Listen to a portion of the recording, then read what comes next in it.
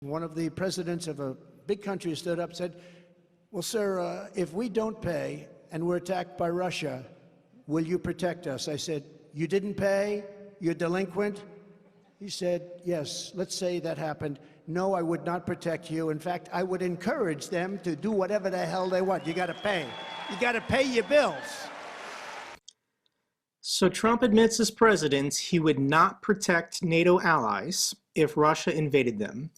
In fact, he would encourage the Russians to do whatever they want if they don't pay. So first we have to talk about NATO, and there is no payments. Nobody pays for NATO's membership.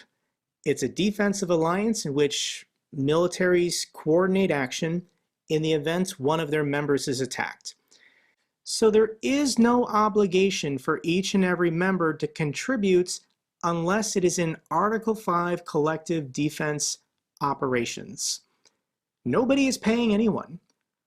Trump is speaking like a mafia boss, in which smaller countries have to pay him protection money from the Chinese and the Russians.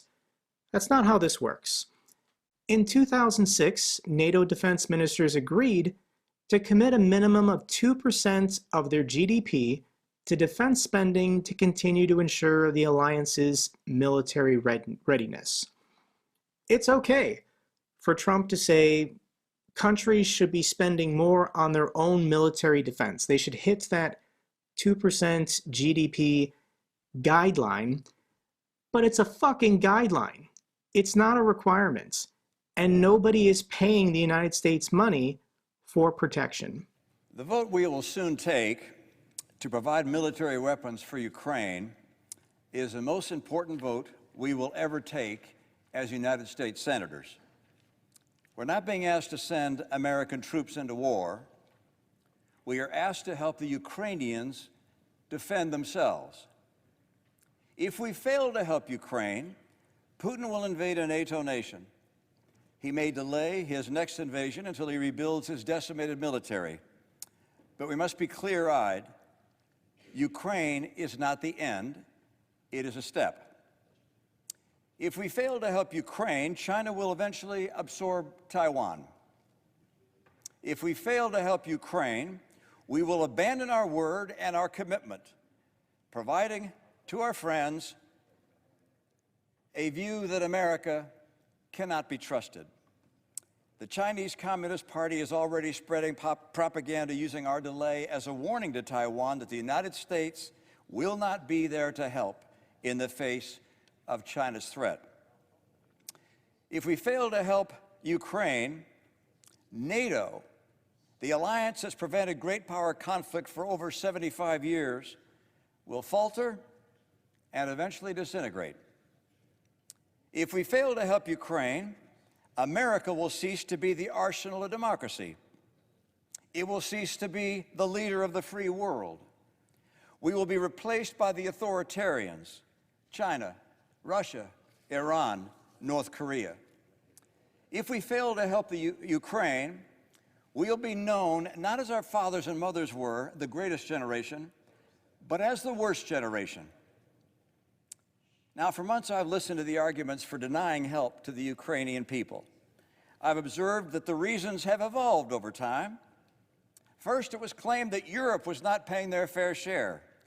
That was proven incorrect. Our allies have already contributed more than $96 billion in aid, and the EU earlier this month agreed to provide $54 billion more over the next 4 years. Next, it was argued that we should instead focus on the Pacific and Taiwan. But Taiwan and Japan and South Korea tell us that the single best thing we can do to dissuade China's aggression is to support Ukraine. Next, we were told that we couldn't afford $60 billion for Ukraine-related funding. But somehow we can afford an $850 billion annual defense budget and annual trillion-dollar deficits, which has happened under both former President Trump and President Biden. Next, it was claimed that we would have insufficient weapons to defend America and Israel if we send more weapons to Ukraine. But the Department of Defense has explained that helping Ukraine will actually strengthen our national security by helping to rebuild our depleted military-industrial base. The latest excuse for denying aid to Ukraine is that this bill is a clever disguise to set up an impeachment of Donald Trump at some point in the future.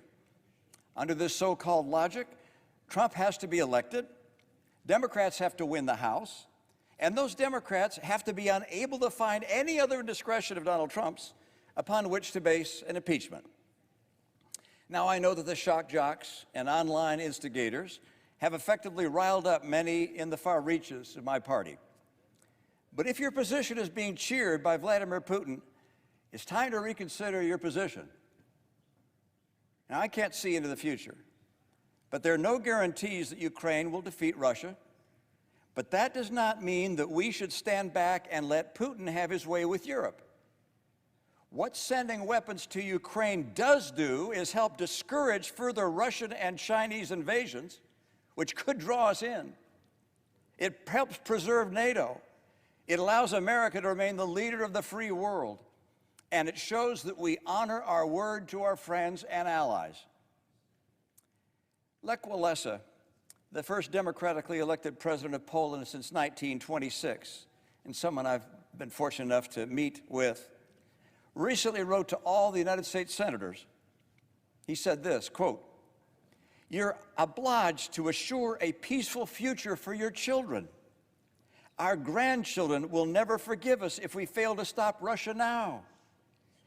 If the U.S. does not lead, nobody will." End of quote. Couldn't agree more. Helping a free people defend their freedom is simply the right thing to do. Thank you, Madam President.